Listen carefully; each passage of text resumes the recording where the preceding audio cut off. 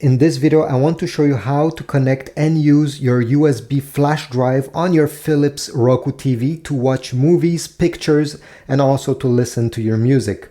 So it's very easy. Take your flash drive. It needs to be formatted in FAT32 or exFAT to be able to work with your Philips TV. Okay, so once you have formatted it on your PC or Mac computer, we simply need to go on the back. The USB port in most cases is located right on the top here on the side. So I'll go ahead and connect my USB key, USB drive, pen drive. Many people call this different names. Once you have connected your USB drive and the TV is turned on, you'll have this screen appearing, allow access to external media. You need to select allow, press OK, and then select launch. The Roku media player will launch. Give it a few seconds.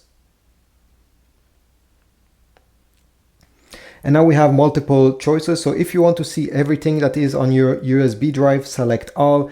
If you only want to see videos, select videos, audio for music only, and pictures for only pictures. I'll select all, press OK.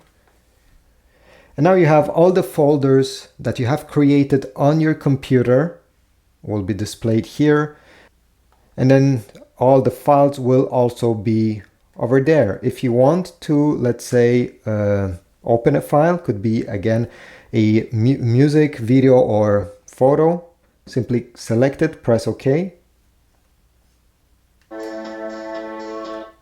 And in this case, it's music, so I'll just mute it. It will play. You have a few options here.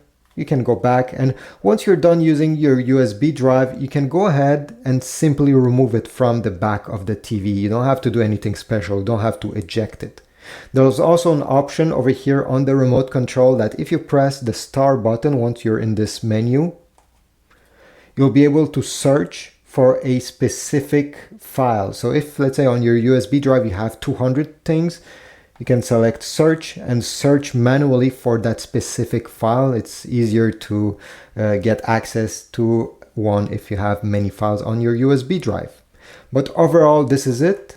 From the main menu screen of your Roku, if you want to go back to that USB drive, every time you need to go on the Roku media player. This is what you need to use to have access to your drive. So thanks for watching. Leave a comment if this was helpful. Subscribe, like, and I'll see you in the next one.